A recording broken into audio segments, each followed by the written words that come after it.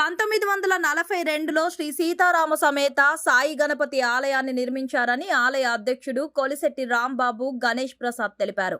వినుకొండవారి వీధిలో శ్రీ సీతారామ సమేత సాయి గణపతి భక్తి సమాజం ఆధ్వర్యంలో శ్రీ సీతారామ కళ్యాణం వైభవంగా నిర్వహించారు. ఈ సందర్భంగా వారు మాట్లాడుతూ ఆలయం ఏర్పాటు చేసి 75 సంవత్సరాలు పూర్తయిన సందర్భంగా 75 మంది దంపతులతో పూజా కార్యక్రమాలు చేపట్టడం జరిగిందన్నారు.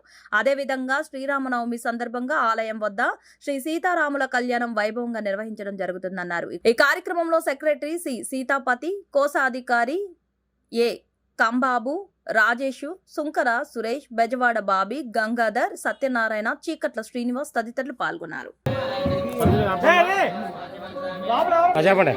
ఈ రోజు వినుకొండవారి వీధిలో మేము చేస్తున్న సీతారాముల వారి కళ్యాణం ఘనంగా జరుగుతుంది.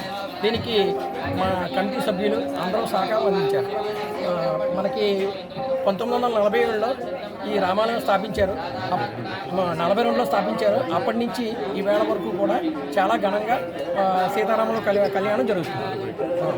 ప్రతిసారి మేము 6 గంటలతో ఈ కార్యక్రమం జరిపిస్తాం. 6 దంపతులతో. అలాగే ప్రజలందరికీ శ్రీరామనవమి శుభాకాంక్షలు తెలుపుతూ ఈ వినుకొండవారి వీధిలో రామాలయం 1942లో స్థాపించబడింది. అప్పటి నుంచి ఇక్కడ ప్రతి సంవత్సరం కళ్యాణం జరుగుతూ దిగ్విజయంగా అన్ని కార్యక్రమాలు జరుగుతాయి. ఇక్కడ 75 సంవత్సరాలు కార్యక్రమంలో 75 మంది జంటలు కూర్చోబెట్టి ఇక్కడ కళ్యాణం ఘనంగా జరిపించాము. ప్రతి ఏటా కళ్యాణం జరిపించిన తర్వాత అన్నదానంతో సగౌరవంగా అన్నీ చేయబడుతుంటాయి.